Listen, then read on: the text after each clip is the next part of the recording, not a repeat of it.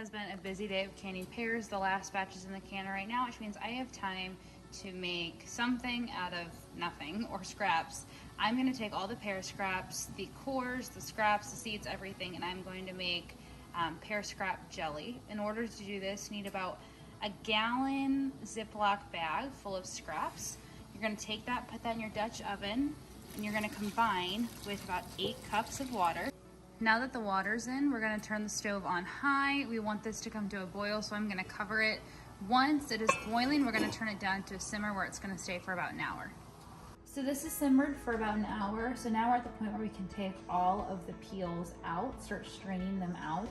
We want just the juice to remain by the time that we're done with this. So we've taken all the big chunks out of the pot, and now we're to the point where we have mainly the juice, but you still wanna strain it really good. So I'm just putting this back through the strainer to make sure that I didn't miss any chunks. You can see I did miss a couple, so I'm glad I'm doing this.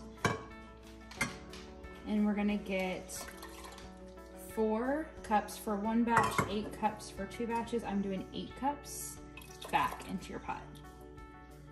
So we've strained all of the scraps out. We brought the juice back to a boil. Remember, this is 8 cups of juice, so we're gonna put in 2 packs of the Pear Jelly pectin.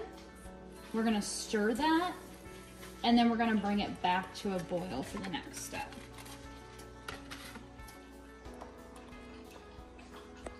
After stirring in the pectin, you wanna let this come back to a boil. After it's been boiling for about 1 minute, you're gonna stir one more time, and then you're gonna add in your sugar. Now this is where it gets a little crazy. Remember, jelly is not a low sugar product.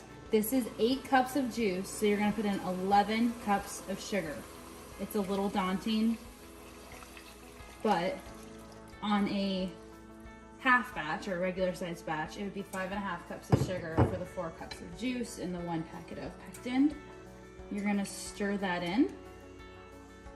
And after it's stirred in, you're gonna take it, put the lid back on, let it go to a boil, and you want it to boil for about another minute.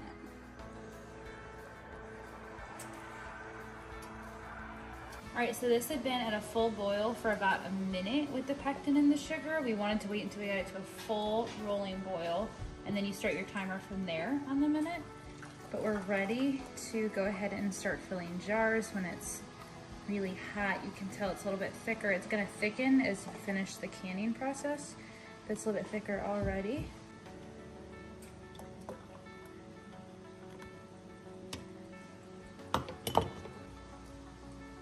All right, so jars are full. It's time to wipe those rims. Those jars are hot, so don't do what I just did.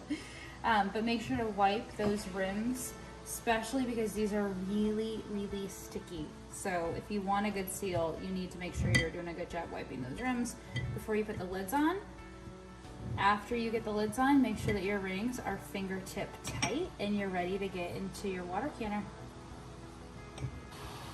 All right, you're gonna stick these in your water bath canner. Once it hits a rolling boil, make sure that you have your timer set for 10 minutes, and after 10 minutes at a rolling boil, you can pull them out.